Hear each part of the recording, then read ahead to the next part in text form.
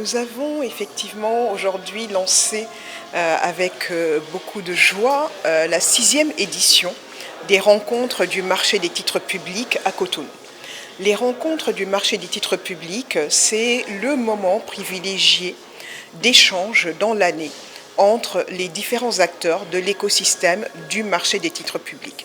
Donc c'est vraiment l'occasion pour nous de faire se rencontrer les émetteurs, les investisseurs et tous les autres acteurs de l'écosystème pour parler de tous les sujets inhérents au fonctionnement du marché titres publics.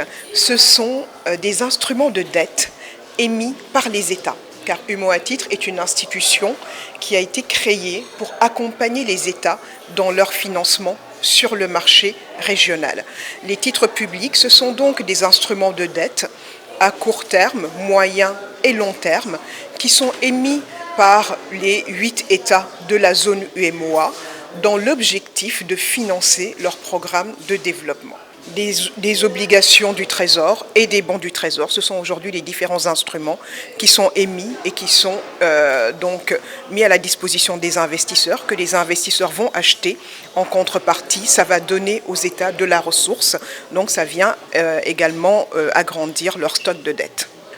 C'est un moment, comme je vous le disais, privilégié d'échange que tout le monde inscrit dans son agenda pour diverses raisons et notamment pour pouvoir disposer du programme d'émission des États sur l'année à venir.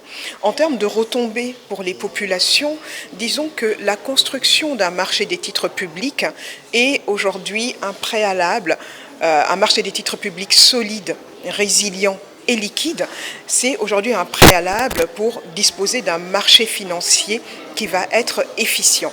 Et qui dit marché financier efficient dit tout simplement la capacité pour les États à mobiliser l'intégralité de leurs besoins de financement, ou en tout cas une bonne partie, sur le marché intérieur local, la capacité à mobiliser l'épargne locale, ce qui permet donc de contribuer au financement de nos économies, au développement du bien-être des populations.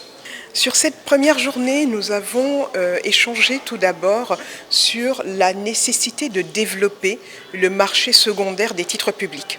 Le marché secondaire, c'est un peu, comme on dirait, le marché de l'occasion. D'accord ? Les États vont venir faire des émissions de titres sur ce qu'on appelle le marché primaire. Ça, c'est lorsqu'ils font des émissions de titres qu'on pourrait appeler titres neufs. Et puis, lorsque ces titres ont vécu pendant une certaine durée, les investisseurs ont la possibilité de se les échanger sur ce qu'on appelle le marché secondaire. Donc c'est comme un marché de l'occasion. Et plus nous avons ce marché secondaire qui est dynamique, plus ça augmente la capacité du marché primaire également en termes d'émissions et plus ça renforce la solidité du marché des titres publics dans sa globalité.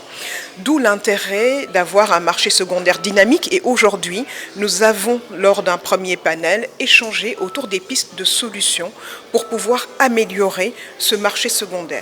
Ensuite, nous avons eu une présentation faite par des émetteurs, ce que nous appelons les focus pays, dans le cadre donc des rencontres des marchés publics. C'est un moment pendant lequel les émetteurs, qui sont donc les pays, vont venir exposer aux investisseurs leur programme d'investissement, leur projet de développement également, et tout simplement les inciter à venir investir dans leurs dettes, dans leurs titres publics. Donc nous avons eu des présentations de la part du Togo, de la part du Bénin, du Sénégal, de la Guinée-Bissau et du Mali lors de cette première journée. Et sur l'après-midi, nous sommes actuellement en train de mener ce qu'on appelle une masterclass, qui est comme une petite session de formation sur l'élaboration de la courbe des taux pour les emprunts d'État. Comme je disais, ce sont plus les acteurs de l'écosystème qui y participent.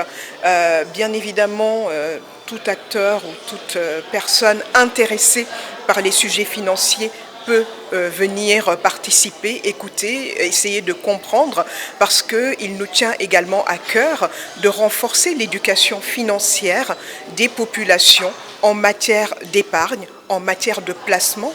Et aujourd'hui, les emprunts d'État de la zone UEMOA sont très clairement un produit d'épargne privilégié pour les populations. Nous avons organisé les premières éditions à Dakar donc où se trouve le siège de UMOA Titre, et également à distance, donc pendant les années où il y avait la Covid en format virtuel. Donc il nous semblait tout naturel de commencer un petit peu dans la mesure où il s'agit d'une institution sous-régionale, une institution communautaire, à délocaliser cet événement dans les autres pays que compte la zone UMOA. Et donc Cotonou a été le premier choix dans la région.